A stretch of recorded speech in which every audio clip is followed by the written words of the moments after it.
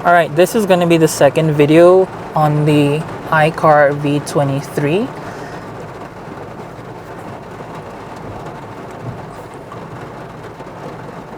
And it's raining and I'm figuring out the wiper situation. No driver's display, no heads-up display, nothing at all. So nothing to talk about here, unlike in most of my videos. But you do have like a nifty headlight angle accessory wheel here. On the right hand side are like your media controls, so this will do volume and then fast forward, rewind, and then on the left hand side are more car controls.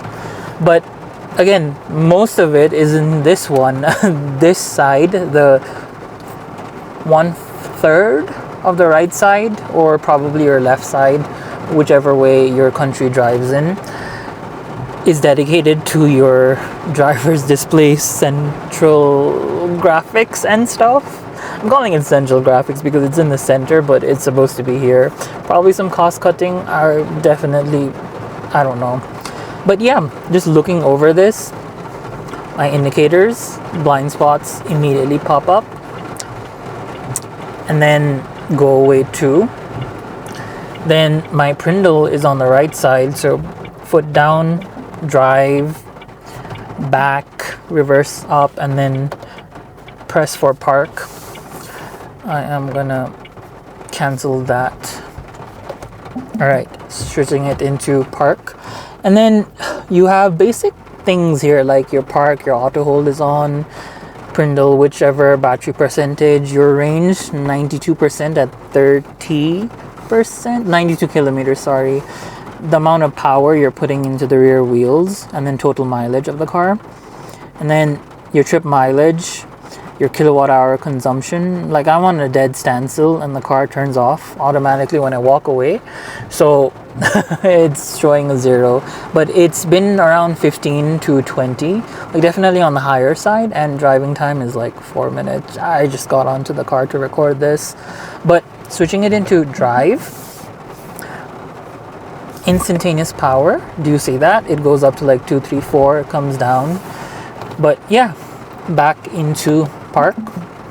And then it's a bit difficult having to do this. You just want to see it there, but I guess you're gonna have to do with it. And anyway, the home button, a static home button, is down here. This seems to be one of the default layouts. But then let's start from the top. You have a notification screen. This is your headlight controls. I've just left it in auto. Fog lights, dome light adjustments. So do I want them on up here and at the back there, or do I want them off? And then passenger window locks, window controls for everything. Just quick and easy things. Light mode, dark mode. I am going to keep it in light mode for sake of contrast. And then low speed alert, wiper maintenance mode,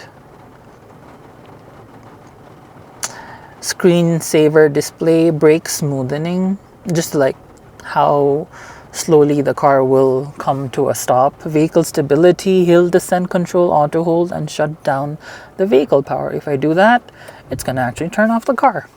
But foot on the brake, everything is immediately turned on. Quite simple and easy.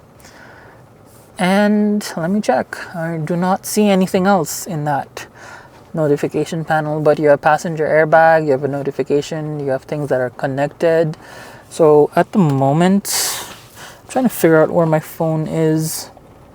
But yes, wireless Apple CarPlay. I have my phone plugged in, but that is to a power bank. There is a phone holder here, but this is NFC. There is no wireless charger. In fact, there is a tray here. It does support, it looks like a memory card or a USB flash stick can be there, and then 2 USB-C ports. And then you can actually remove this for an even deeper storage box. I'll show it to you all in the review video, but that's how you get connected to the car. Down here as well, there are like modular cup holders, and you can actually remove the entire thing for more space down there. So modular is definitely the name of the game. So back at the center console, 15.2 inch I believe, and the resolution is like 2.5K. So on the left hand side you have your volume controls, so for different things, your media, your call, your navigation, and just announcements like this. Press this. You can tell me. Turn off the AC, and that just turned it off, and that takes away your voice assistant. Here. Turn on the AC, and then you can press that and immediately have it stop listening to you. So the ACs are back on. But moving on, all your buttons are down here. So this is for your AC. This will actually turn it on and off. Fan speed here, temperature gauge here, very clicky, and this is auto. Ooh, I am gonna leave this in lowest. And then this is your volume rocker, which is very new to cars. You can do it up from there too, but here's the mute button. And then your driver selection mode.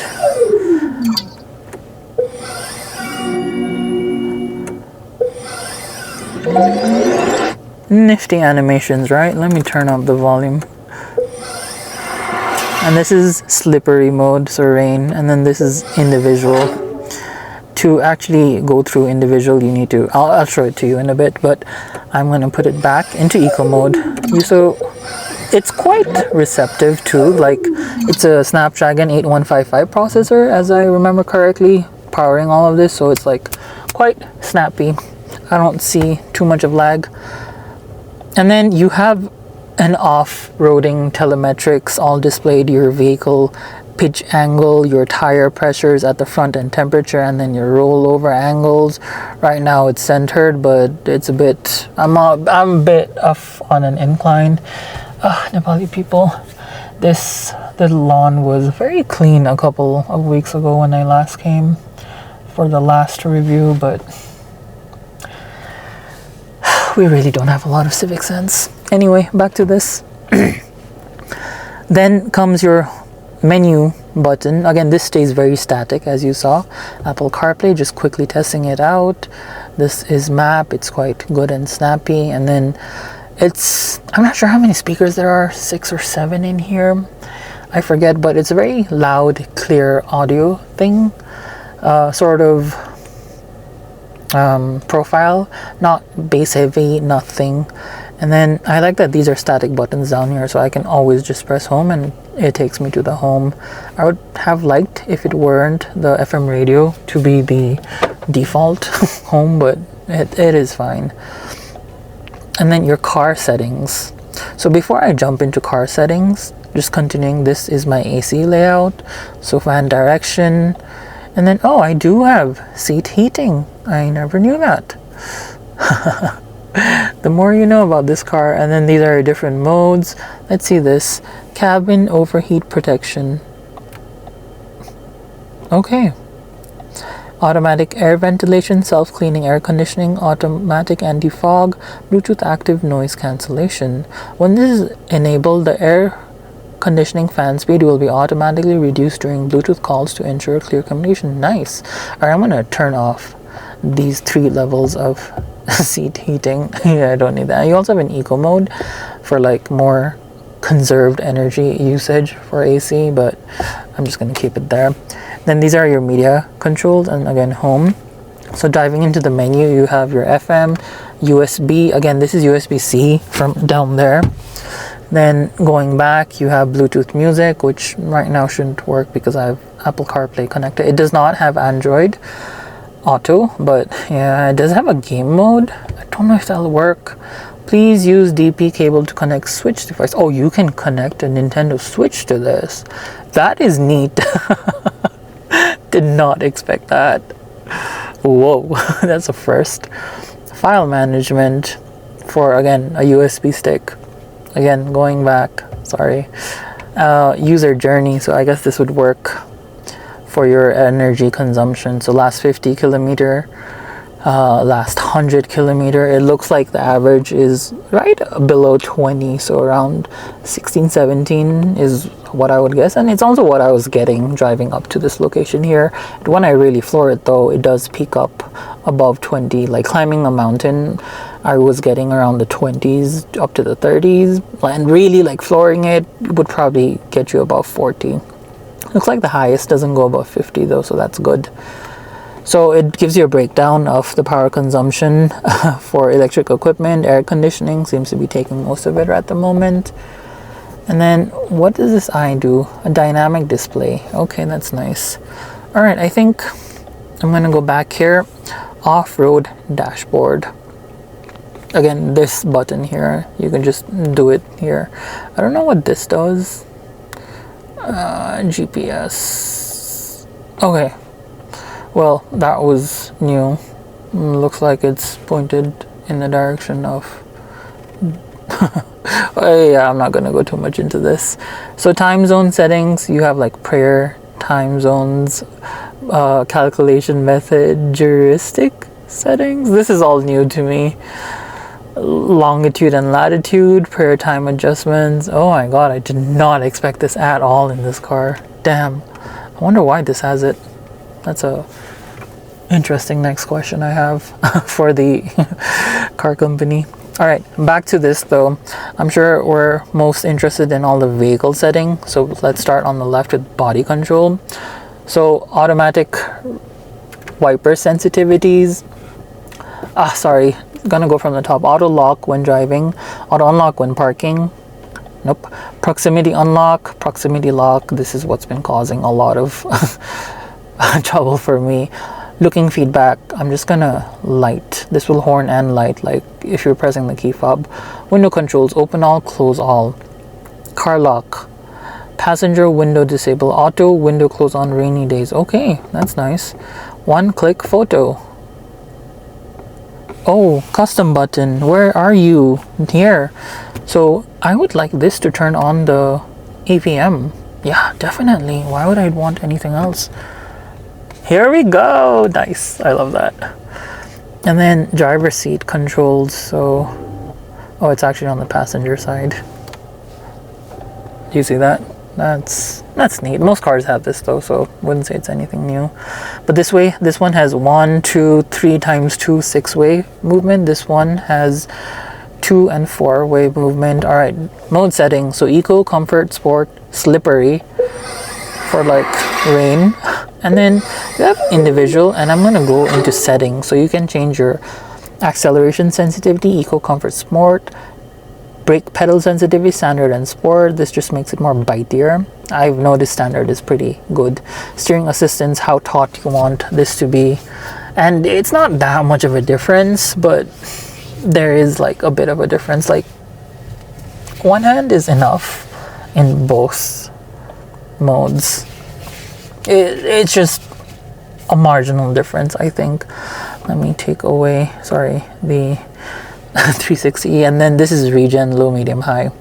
Nice. So then you have intelligent driver's assist. So you have everything on this. Emergency lane keep assist, forward collision warning, lane change by stock, forward vehicle start reminder, highway pilot. What do you want? A warning only, warning and correction, or just keep it off. So it does have like most of the ADAS level 2 package, I believe. All right, lighting settings, headlamp, auto, follow me home, how long do you want it? Find car light, how long do you want it? Dome lighting, all of this stuff. Energy manage. So slow charge current. So I'm going to keep it in dynamic range actually, not standard. Standard is usually pegged against the overall WLTP, CLTC, whatever range this car takes into account, and dynamic is more based on your driving pattern. So let's see if that eye says that. Yeah, national standard driving conditions is what standard is, and dynamic range is more for range based on actual driving conditions. I will definitely need that. 30%, 92 kilometers. So 30, 60, 90. So 90, 90, 90, that's easily 300. And then probably 10% more, so something around 310 to 315, maybe 320 with good driving conditions without flooring it is what the estimated range on this should give you. I was seeing like 401 kilometers of CLTC range. That's, I guess, a bit inflated. So WLTP, though it hasn't been done at the time of this recording, real world range wise, I do expect around 340, 350 WLTP wise. So realistically, I'm just doing rough calculation based on 92 and 30%. It's about 310 to 320. So I think that's decent. This car is so not aerodynamically shaped, so I think it just passes for that. 300 is what I want. All right, slow charging current. What do you want to set it as? Charging schedule in case you have like peak and low rates. And then auto unlock slow charging gun, and then external. So power supply limiter. So this does have V2L on this. Damn, that's nice. Did not expect that. Then display. So you have an auto, light, and a dark mode. Brightness again auto. Language display, English and Spanish. That's very interesting. Time display 24 hours. Why not? Screensaver, what do you want? Volume, nav volume, speech volume, speed dependent volume, intelligent door open, volume reduction, touchscreens on. No, I absolutely do not want that. Radar beeps, nope. Equalizer, again, it's a very flat, clear profile, so no bassy, nothing. Sound field, whole vehicle, front driver seat or passenger seat, that's fine. Safety, so you have fatigue reminder. Where is my, there is no sensor, so this is just a manual clock thing. So after like 4 hours of driving, over speed reminder, let me bring that down to like 50 because that's Nepal for you. Driving video restrictions, passenger seat airbag, low speed alert sound. And then you also have a trailer mode. The vehicle will shift into neutral and release the electronic parking brake. Please ensure safely. So this is if you're gonna tow this car, I think. Ah, that's neat. So holding the P gear button for 1 3 will also turn the vehicle power. This function is over in P gear. So let's try this out. I'm gonna press this 1, 2, 3. Well, I am in P gear. Do I have to press the brake for it?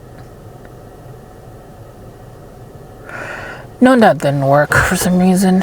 Maybe I'm not getting, I can always just do this. I thought that would be a nifty sort of change. All right, I'm gonna go back into safety here. Voice, wake up. What is my wake up word? Hello, Icaur. Please say it. Nice. All right, I'm gonna turn this off via pressing this button here. Sound source calibration, auto, just driver, continuous dialogue. I'm gonna have it off. I hate that. Phone connectivity, I have my iPhone connected. And then just general stuff here. So there is 59 GB. If I clear cache, what's gonna happen to it? Yeah, I don't see any difference here.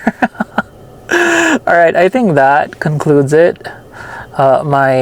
Is there a way to change this home screen layout? I could not find it, I'm sorry.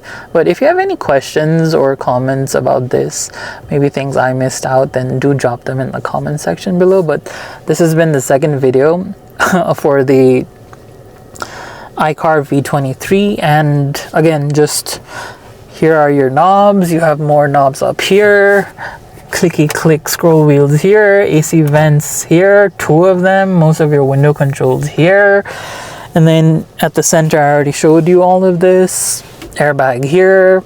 That's pretty much it. So see you next time.